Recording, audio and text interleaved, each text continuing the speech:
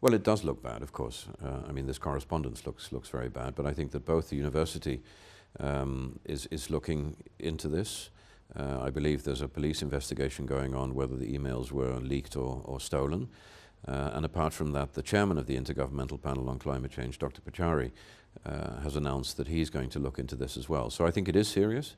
It is being looked into, but what I was trying to explain is that I think this is about the most credible piece of science that there is out there. In the public image of what this conference is doing or what the climate scientists have been saying? Well, actually, I don't think it's going to fail. I mean, if I look at the number of people that have committed to come here to make sure that it is a success, the announcements of financial support that we've received, the targets that have been announced, the developing country engagement that we're seeing, I don't think it's going to fail. Public image of what this conference is doing or what the... I think that at the end of this 2-week session, I need to be able to show you a piece of paper that says, this is what the US has committed for 2020, this is what the EU has committed for 2020, this is what Japan has committed for 2020. In other words, a sort of lump sum where you don't know who's going to take responsibility for what is not good enough. It essentially suggests the world has moved on. The world has 1 year ago, we had a different administration at these particular meetings. We had a position that the issue was not central, not critical. And today, we've come back with a position that says we're prepared for a 17% reduction below 2005 levels over essentially the next 10 years, followed by an effort to get to an 80% reduction over the next 40 years. That's a staggering shift. It's an amazing thing, and it's been led by the new administration moving through a legislative and a domestic policy-making process. We should go out of Copenhagen. Pretty close to that. I mean, what I'm struck by is and I'm fairly optimistic that we'll succeed. Always you have this period of caution before things emerge into the light, and I think we're in the period of caution right now, but optimistic caution.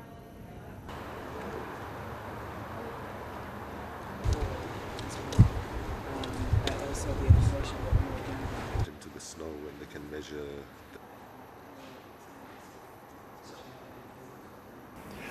What we would remind the EU and other developed country heads of state is if, as you did last year, overnight you could mobilize trillions of dollars to bail out the banks, the bankers and their bonuses, surely a fraction of that amount is needed to actually bail out the climate, bail out the poor and bail out the future of our children and grandchildren. And we still hold out the possibility that this is something that can happen in the course of the negotiations.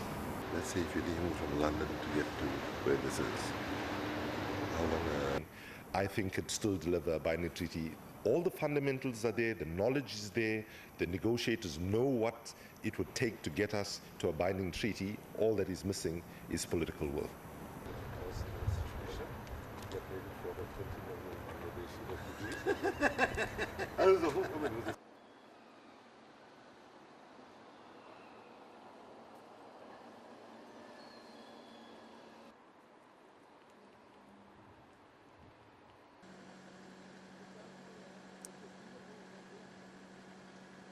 We have a very dominating situation right now where the IPCC is sitting very heavily on the debate, and we want to open it up so that we have also contradiction opinions being a part of this debate.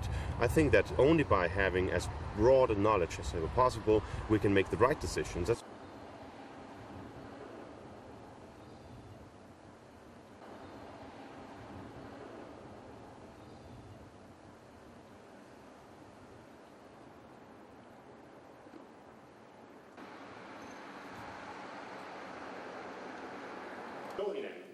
Og for det rent praktisk skal kunne lade sig gøre, to don't understand Danish or also coping. That if you need translation, either to Danish. We are seeing climatic change, but that's nothing new. All the time we have been sitting on this planet, we have seen climatic change. So actually there's not very much new under the sun. Hvor vi får lektor Bjarne Andresen fra Københavns Universitet.